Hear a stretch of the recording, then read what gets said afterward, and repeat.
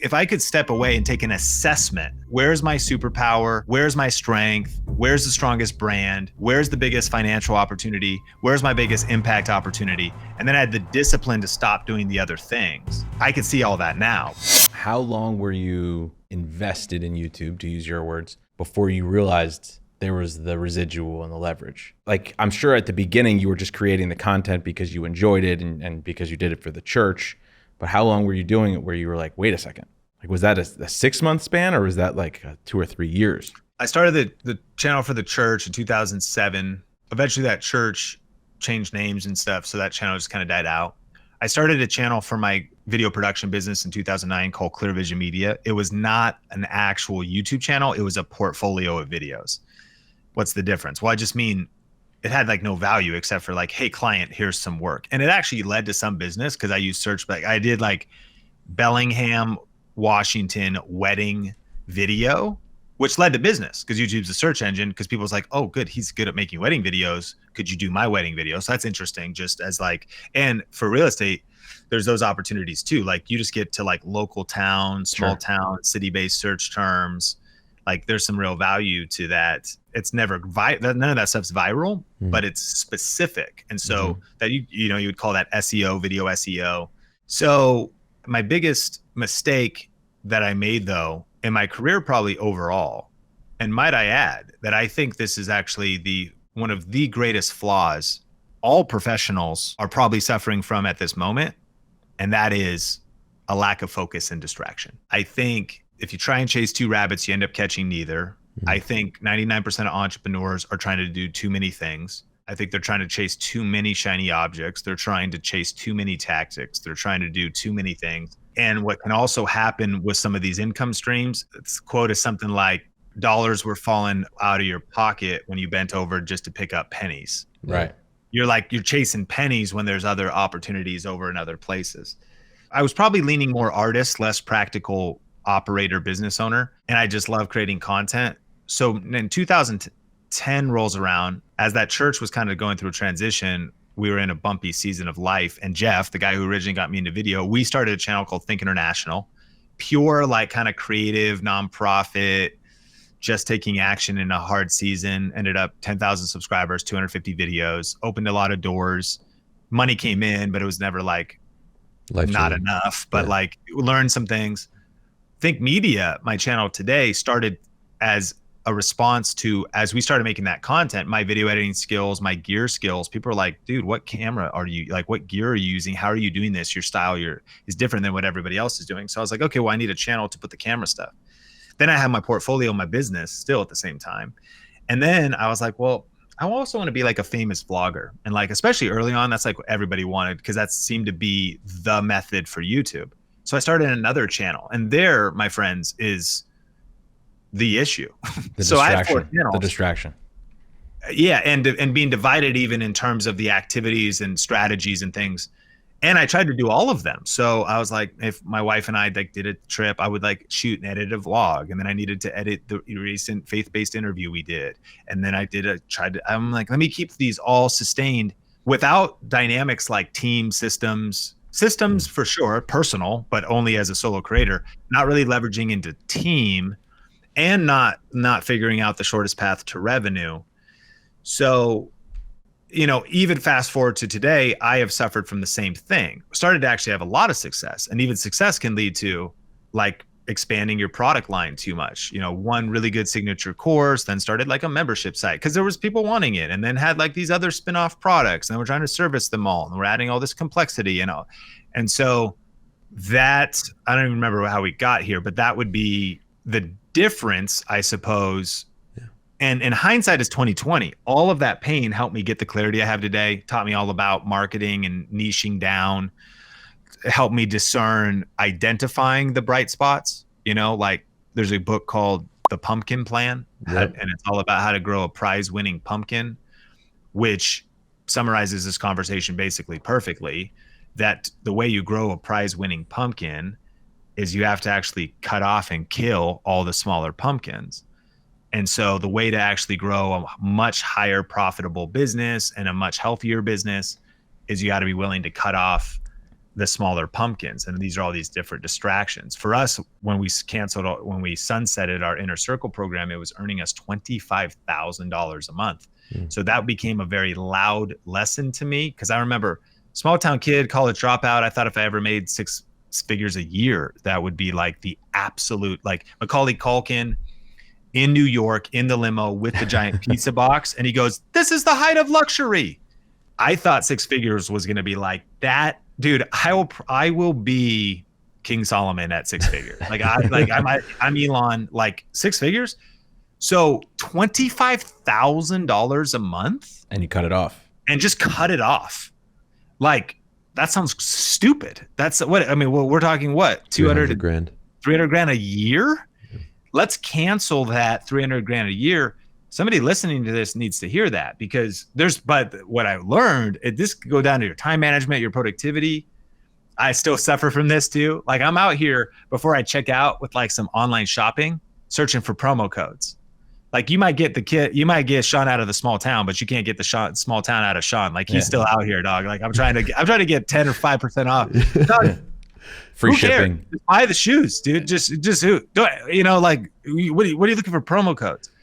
So I think there's something about being frugal and being responsible, but to that point, sometimes I think we're focusing on way too many things, and we're trying to make $5 over here where we could schedule this thing to an extra $5,000 a month if we reevaluated our focus. So I don't remember where that question started, but no, that's good. Did you originally build the channel, I think, or how far into the creation of the channel did you realize that there was money to be made, I guess? Well, so then during that time, I started to make these trickles. I kind of got distracted with my personal channel, Sean Cannell, which didn't really have a clear brand to it besides other than it was just me personally.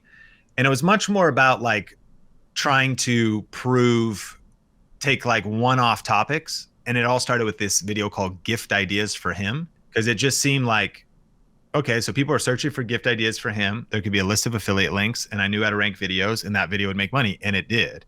I eventually made like 25 of those. So gift ideas for photographers. My wife did some. Gift ideas for women. So side quest disclaimer, all of this pain and like I go back, it's like if I knew now what I knew then, I would do it differently. Yeah. However, all of these are the case studies and the stories which helped me become the video ranking expert. Yeah. Like, so, but not the branding expert, because I wasn't really building a brand. Like, did I want to be the gift ideas guy?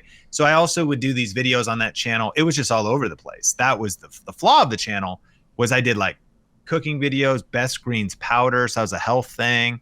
I was talking about like CBD drops, because it was just a personal brand of like products I was using. In hindsight, if I knew what I knew then and how 3 feet from gold I was, yeah, I could have started everything I'm doing now immediately. Yeah. I didn't see that though. So I got the full-time job, got the salary, got the health benefits, which also, got you back on your feet. Yeah. Take care of my wife, make sure we're solid, and then use my extra time to build the side hustle. The problem was trying to tie all these narratives together is I was doing so many things with my side hustle time, and my side hustle time was so limited. I was also delaying the side hustle stuff working because of also chasing 4 rabbits in a very limited amount of side hustle hours. Yeah. So I guess it started to work immediately in the sense of I started to make like an extra $100, an extra $200 a month, especially around the holidays. That's why I would do the gift ideas thing. Here's the big takeaway. There's the book, famous Keller Williams guy, right? The One Thing is like, now I realized that video, my channel Think Media, which is our main company and our only company right now, Think Media, me being the camera guy, best camera for YouTube, tech being the most lucrative thing. Like if I could step away and take an assessment of where's my superpower, where's my strength, where's the strongest brand, where's the biggest financial opportunity, where's my biggest impact opportunity, and then I had the discipline to stop doing the other things. I could see all that now, but I didn't see it then. And so as our company gets bigger, I'm actually trying to get simpler. Yeah. As like our company gets bigger, I'm trying to actually go simple. I think that's where the wisdom is. True. I think I heard Layla Hermosi say that. She said, you'll probably make more money by doing less. Yeah. Yeah. You could almost see it. You're approaching 40, you said, and in the conversation, you could see the reflection And it's like a 20-year Yeah. journey for you. So it's almost like a midlife kind of review Yeah. that you're doing, and you can see it's in your mind. But when you're younger and you're building the business, it's like, I need to have all these different things just in case the Well, one it's a doesn't, necessary the evil. one doesn't work Yeah. out. But when you're reflecting on it now, what's something that's so, like, what stands out to you the most when you're reflecting on the last 20 years for your journey? When I reflect on all of that and I see like an alternative universe of like in 2010, even though my wife is like sick, we got medical bills and all this stuff, like if I had the, courage or whatever, to go all in at that moment, when I look back, I still think I wouldn't change it. And I think one of the biggest principles why is the proximity principle and the 10,000 hour rule, meaning there's a tension between like imposter syndrome and being full of BS in today's world. So sometimes people are like, oh, I kind of have imposter syndrome. And the argument is, no, you're like better than you think you are. You should just like share your voice. Sure. You're ready. You're ready to coach the world. You're ready to train people. You could just start, get on camera. Then there's the other side of like, no, you suck kind of still. Like, and like, or you barely have any depth. Like, yeah, you can do that, but you got about like one video of depth. And where wisdom and you really can't fake it for long. Like if you want to actually build something big and significant, like the taller the skyscraper, the deeper the foundation, the taller the tree, the deeper the roots. And if the tree goes really tall without deep roots, one storm comes and it can't weather the storm. So when I think about all of that I went through in a reflection mode, intentionally what I wanted to do was I wanted to be able to learn skills for my desire. I had a clear vision of my future. I knew generally that I was like, I want to be a teacher, basically like teacher, speaker, author. I want to be, I like the personal development industry. I hope the proper perspective to also say, I see people out here giving business advice that have never ran a business. Yeah. So then I set out on the hero's journey of saying, okay, so let me learn some skills. So it's like, it was for sure identifying, man, this like social media, like let's say YouTube education or online education niche. Wow, it could be really like, wow, we could make a lot of money selling courses. Like you could see that. I think a lot of people that maybe just come and go, trick a few people or like don't build anything substantial is because that's as deep as they go. It's Right. like it's a cash grab. I looked at it and was like, there's a lot of cash to grab, but what if we could also back that up with character, real substance, be world-class, be excellent at it, and actually provide real value and have real depth? And then it was like, okay, so what's the next logical question? Well, how do you get the real depth? Is like, oh crap, pain, time, experience. The overall. And so my immersion by also saying yes to the position in Vegas, that's how the opportunity, I'm going to get to like work with a speaker that is a pastor speaker is traveling all over the world. I'm going to travel with them and learn from an all-time communicator who throws some of the conferences and has some of the best speakers come to it. And I could be on the front row and be in the green room with people like this, leveling up my skills. That's I great. want to do that someday, and I'm in no rush to do that. Let me just immerse myself in an environment that can help me grow.